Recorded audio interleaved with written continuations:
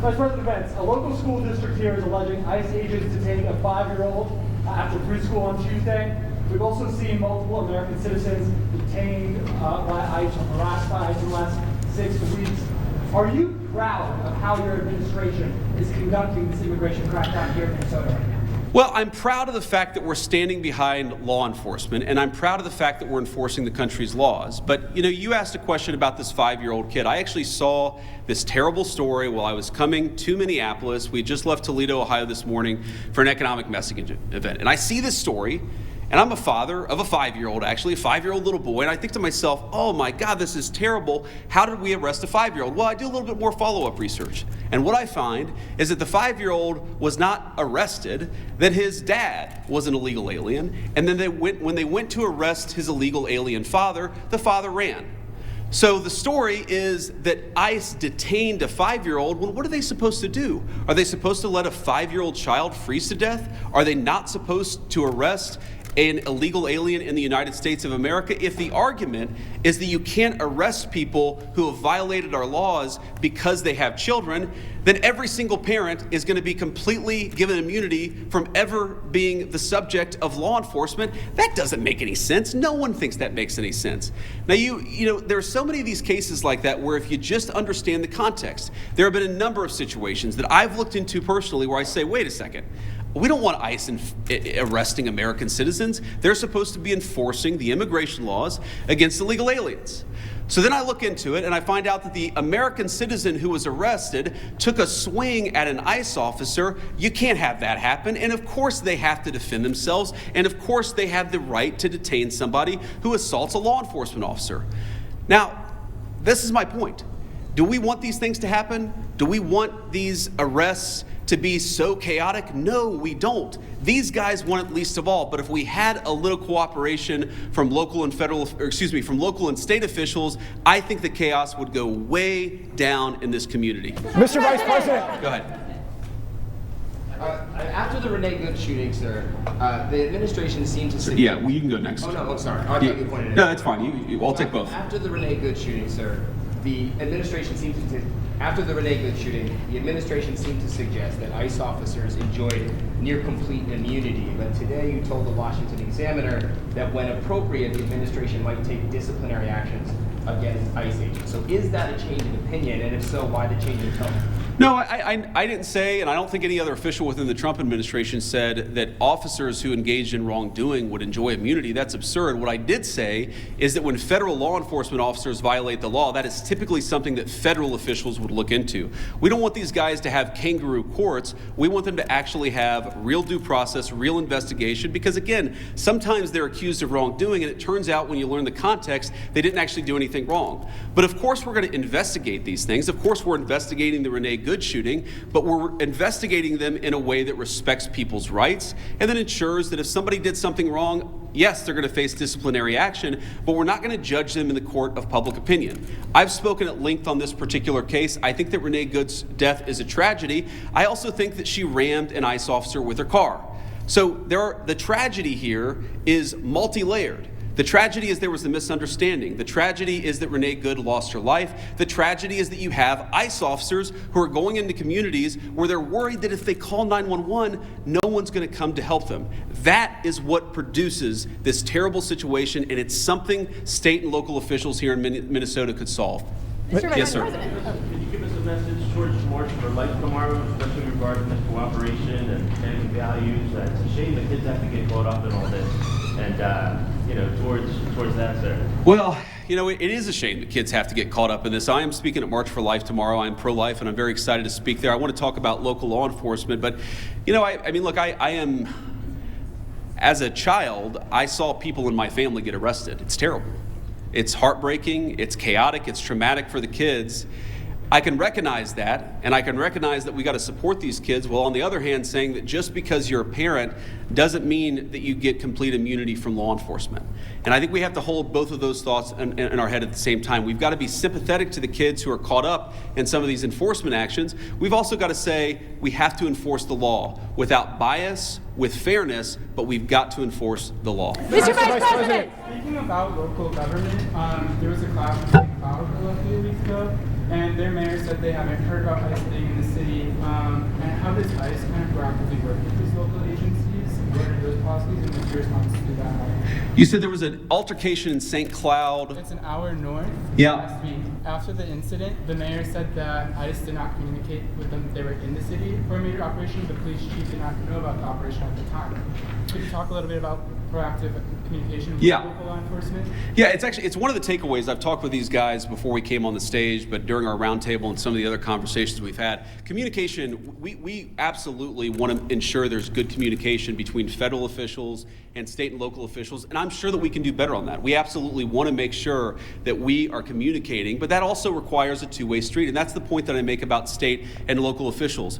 These guys will absolutely communicate with state and local officials. They'll tell people if they have to do an enforcement operation in a particular municipality, but part of that is they also want to ensure that if they're communicating about their whereabouts, that's not being used as a weapon against them. Sometimes they tell people where they're going, and then they find out that their agents' faces are on on Reddit or on some social media thread saying, here's this guy, we know he's going to be at this place at this exact time.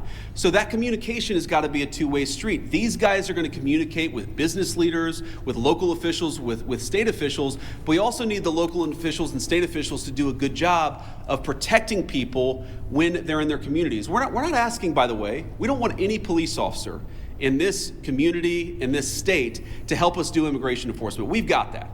But if a protester shows up and that protester turns violent against our immigration officers, we really, really need the cooperation of our local partners. We haven't gotten it yet, but I think if we do, we really can lower the temperature. Mr. Vice President, earlier this week, Calling it the Washington Post report today that an ICE memo allows agents to enter people's houses without a judge's warrant.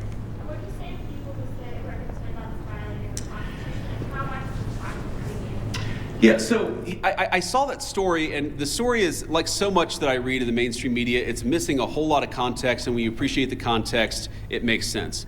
No one is saying, look, there are exceptions. For example, a crazy exception, if somebody is fired at from inside a house, they don't need a warrant to go inside that person's house. There are very narrow exceptions to the warrant requirement where law enforcement officers don't need a warrant if, for example, they're an imminent threat of their lives.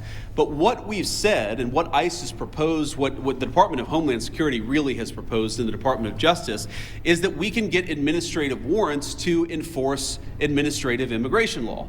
Now, it's possible, I guess, that the courts will say no, and of course, if the courts say no, we would follow that law, but nobody is talking about doing immigration enforcement without a warrant. We're talking about different types of warrants that exist in our system. Typically what happens, not always, but typically in the immigration system, those are handled by administrative law judges. So we're talking about getting warrants from those administrative law judges. And then of course, with other cases, you get judges or you get warrants from a judge. That's very consistent with the practice of American law. I'm sure the courts will weigh in on that, but we're never going to enter somebody's house without some kind of a warrant, unless of course somebody's firing on an officer or they have to do something in order to protect themselves. Mr. Vice President. Do you believe that you can forcibly enter with an administrative warrant, or would that be a violation? Well, our understanding is that you can enforce the immigration laws of the country under an administrative order if you have an administrative warrant. That's what we think. That's our understanding of the law. That's our best faith attempt to understand the law. Again, this is something courts will weigh in on. I won't speak to that. But yes, most immigration law in our country is not done through the criminal system with the judge. It's done through the administrative law system. We're going to continue that practice just as they did in the Biden administration or any other administration. Mr. Vice President, earlier this week, Was there anything that you heard or saw today that would cause you to call the president to invoke the Insurrection Act? And then also, did you meet or talk to the ICE agent who was involved in the neighborhood incident? I did not talk to him today. I talked to some of his colleagues. Your question on the Insurrection Act is interesting. I've tried to understand this as well as I possibly could, and my understanding is what the Insurrection Act, what invoking the Insurrection Act would allow the federal government to do, is that it would allow the federal government to use the military for local law enforcement operations. Right now, we don't think that we need that. Now, the president could change his mind. Of course, things could get worse. But right now, we think that federal law enforcement officers can do the job of federal law enforcement. Now, what I do worry about, again, is if the chaos gets worse, if more and more ICE agents start getting assaulted, if other law enforcement officers start getting assaulted, that would be a real problem. But again, we have so much federal law enforcement resources here right now. We have so many people here that we do not want to have here. I do not want so many ICE officers in Minneapolis right now. I mean, good Lord, it's really, really freaking cold outside. But they're here not even to enforce immigration laws, but to protect the people from the rioters. That's an absurd state of affairs, and we wouldn't need it if we had a little bit more cooperation from the Minneapolis Police Department. Again, the Minneapolis Police Department, my understanding is that the actual beat cops on the ground, they would love to help out, but they're being told by somebody, I don't know if it's Mayor Frey, they're being told by somebody not to cooperate at all. What kind of a person tells their local police don't protect somebody if they're being assaulted by a rioter? It's crazy, and it's got to stop. Mr. Vice President, earlier this week, local law enforcement accused federal agents of racial profiling. Why are there so many U.S. citizens being caught up in this operation? Well, I think your question assumes something that's not necessarily in evidence, which is that when there are American citizens who have been caught up in some of these enforcement operations, very often it is people who have assaulted a law enforcement officer. They're not being arrested because they violated the immigration laws. They're being arrested because they punched a federal law enforcement officer. That is a totally reasonable thing. Now, to the accusation of racial profiling, look, it's something that we take very seriously. We will take accusations of racial profiling back to Washington. We'll certainly look into them as they come up. But this is not a group that's going around and looking for people who violated the law based on skin color. They're looking for people who violated the actual law, the law of our immigration system in this country. And so long as we had more cooperation, I think they could do these things in a much more targeted way. They would actually know where some of the bad guys are. I mean, again, you hear things that are hard to believe, but I've confirmed that they are true. Sex offenders who we're trying to get off the streets, who the local officials won't tell us their last known address. So then the local officials say, oh my God, these guys are doing widespread targeted enforcement operations, when in reality, we would love to just go to one house. The local officials won't tell us which one house to go to. Mr. Vice President. Mr. Vice President, to that question, the local police chiefs have said their own off-duty officers, so police officers, are being targeted because they are a person of color and asked to show their papers. Is that a concern of the administration and the Department of Homeland Security if local law enforcement says their own officers are being targeted and they describe it as, quote, civil rights violations in our streets? So I saw one story about this and one local police officer who said this. And look, certainly is it a concern? Absolutely. The first thing we have to figure out is whether it happened or not. And then if it happened, whether there is a good explanation or a bad explanation. And of course, if somebody violated the law, if somebody racially profiled, if somebody violated the rights of one of our fellow citizens, that is something we will take very seriously. What I also would say is that many of the most viral stories of the past couple of weeks have turned out to be, at best, partially true. So we want to try people based on reality, based on the truth, based on context. We're not going to prejudge people just because of a viral social media story that turned out to be half false. Mr. Vice President, a quick question about the roundtable you just had. I presume that happened. Did you invite anybody with an opposing point of view to get an idea of why people are upset here? And just as a quick follow-up, have you reached out to Governor Walz at all in an attempt to turn down the tent? So I haven't talked to Governor Walz on this particular trip. A number of members of our administration, I believe our chief of staff, spoke to the governor and has been in constant contact with his staff over the past week. We've been in my office in constant contact with people here on the ground in Minneapolis. There were certainly people at our roundtable with opposing views, and look, I don't even know, whether it's public, but yes, we met with people with opposing views here at the roundtable. I wanted to get a perspective from everybody, but also, of course, offer my opinion that with a little bit more cooperation, we could lower the chaos. We're going to keep on doing that. If Governor Walz wants to call me, we'll absolutely continue talking. I will say that my sense of this situation, having talked to these guys for a long time, is this is primarily a law enforcement issue. This is the Attorney General, this is the local mayor, this is all of the organs of local and state law enforcement. That's who we focus on, but we've certainly been in communication with the governor and his office as well. Mr. Vice President. Yeah. So, local law enforcement obviously hasn't been really helping out with the agents who've been assaulted repeatedly. What's the plan if nothing changes there here locally and this operation has attracted thousands of agents? Are there any plans to go to any other cities from here? Well, right now we're focused on Minneapolis because that's where we have the highest concentration of people who have violated our immigration laws, and that's also, frankly, where we see the most assault of our law enforcement officers. I mean, our plan is very simple. If you assault a federal law enforcement officer, we're going to do everything that we can to put you in prison. It's very simple. And most of these protesters, as much as I may disagree with their politics, most of them have been peaceful, but a lot of them have not been peaceful. And if you go and storm a church, if you go and insult a federal law enforcement officer, we're going to try very hard. We're going to use every resource of the federal government to put you in prison. Respect people's rights. Respect people's rights to worship. Respect people's rights to do their job without being assaulted. If you follow that basic principle, the Trump administration is going to do everything that we can to protect your rights. But if you go after somebody, if you assault somebody, if you make a 9-year-old girl cry because you walked into her church and harassed her, we're going to go after you with every single tool that we have. Vice President. Maggie Vespa with NBC News, sir. Your administration has said repeatedly this is about safety, about making Americans feel safer. So what do you say to people who are in Minnesota who say it's the overwhelming presence of ICE officers and federal officers and their tactics that are making them feel less safe? Well, one thing I would say is, first of all, we saw in 2025 the biggest one-year drop in murders in the history of the United States of America. Significant reductions in violent crime. The reason why we have less in violent crime is really two reasons. Number one, because we're enforcing the immigration laws and getting very violent criminals out of our country. And number two, because we're enforcing our criminal laws and putting guys who assault and murder behind bars. This is part of a broad effort to make us safe. And the chaos that people are seeing, and I understand there is frustration of the chaos, I'd say that we're doing everything that we can to lower the temperature, and we would like federal and local, state and local officials to meet us halfway. So much, so. Are you saying that they're not? Perceiving it correctly? Are you saying that they're not seeing that it's the tactics or the presence of the officers that are... Look, I'm sure that people are seeing a lot of things that would make any member of our national community feel very upset, but I also think that if you understand this in context, this is the inevitable consequence of a state and local government that have decided that they're not going to cooperate with immigration enforcement at all. In fact, they're going to aggressively not cooperate. So here's a basic illustration of this.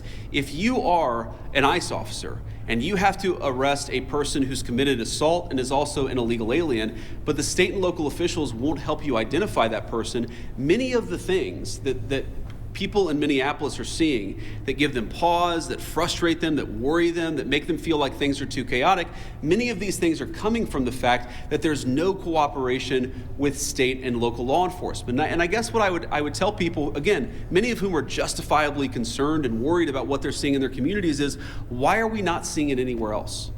We're seeing this level of chaos only in Minneapolis. LA and Chicago, we had some problems there. Pretty much every jurisdiction where these guys are operating, you don't see the same level of chaos. You don't see the same level of violence. You don't see the problems that we're seeing in Minneapolis. Maybe the problem is unique to Minneapolis, and we believe that it is. And it's the lack of cooperation between state and local law enforcement and federal law enforcement. Sir. Omar Metis, CNN. ICE has been operating here for years with less pushback than we're seeing right now. And even the St. Paul police chief recently said, is there not a way to find common ground without scaring the hell out of people in the community? Those are his words. And I just wonder, with this Operation Metro Surge, is any part of it meant to send a form of political message to the leaders here in Minneapolis and the state of Minnesota? And I know you talked about you've been in touch with the governor's offices and the mayor's offices, but why have you not been able to speak to them directly? Have they not been willing to do so? Well, look, I have spoken to some of the people in Minnesota directly. I spoke to some of them today. I've spoke to others in the past. And again, our staff has been in very direct contact with pretty much every official with any influence or any power in Minneapolis. But no, we're not trying to send a political message. We're trying to enforce the law. And unfortunately, what has happened is that as we've enforced the law, there's been this weird reaction, again, unique to this city. This is not a common thing across the United States of America. There's been a very unique, very Minneapolis-specific reaction to our enforcement of federal immigration laws. What I'm trying to do here today is understand why that is. What is it about Minneapolis that has become so chaotic? What are the specific types of cooperation that we need? Look, I don't need Tim Walz or Jacob Frey or anybody else to come out and say that they agree with J.D. Vance or Donald Trump on immigration. I just don't need that. What I do need them to do is empower their local officials to help our federal officials out in a way where this can be a little bit less chaotic and it can be a little bit more targeted. Like if we're trying to find a sex offender, tell us where the guy lives. Simple things like that, simple changes in how they're approaching immigration enforcement would make this work a lot better. It would make Minneapolis' streets a lot safer, and it would make this whole thing a lot less traumatic for this community. I'll take one more question. Mr. Vice President. Go ahead. President, you said that it's time to turn down the temperature. Does that include changes to both ICE and CBP tactics that we've seen employed on the streets, including less than lethal tactics, pepper spray, pepper balls? Beyond that, what is the federal government's role in turning down the temperature? And the Minnesota Department of Corrections says that its own officers have been cooperating with ICE all along, handing over criminals once they serve their sentences to ICE officials. Can you concede that there is some cooperation with the state? Yeah, look, if I was going to list the 5 agencies locally and statewide that I'm most worried about, I wouldn't put the Department of Corrections on that list. I think that while there are certain things we'd like to see more from them, they've hardly been the worst offenders. You agree with that, guys? That's a fair assessment. But I think you talked about tactics and you talked about the response to things. Look, we don't want to employ tactics that we don't employ the kind of tactics that are only necessary when violence is committed against officers. That is these guys' directive, and that's what we're going to try to do. And again, the president said this a couple of days ago, whenever you have a law enforcement operation, even if 99.99% of the guys do everything perfectly, you're going to have people that make mistakes. That is the nature of law enforcement. What I do think that we can do is working with state and local officials, we can make the worst moments of chaos much less common.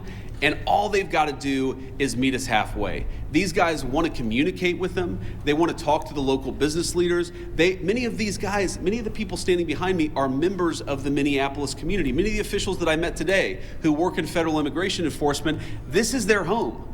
They love this place. These are their neighbors. They want this to work a lot more smoothly. I think that we can get there. We just got to work at it a little bit, and we need some cooperation from state and local officials. The last thing that I'll say is I just hope they give it. This is a beautiful city.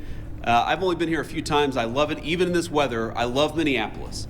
We could do a lot better. We could do a lot more with more cooperation. The Trump administration, the directive that I got from the President of the United States is meet these guys halfway. Work with them so that we can make these immigration enforcement operations successful without endangering our ICE officers, and so that we can turn down the chaos a little bit, at least. I think a lot, actually. But for us to do that, we need some help from the state and local officials. We will keep on working with them, and so long as they're willing to work with us, they will always find a partner in public safety and law enforcement in the Trump administration. Thank you all. Question from Brazil.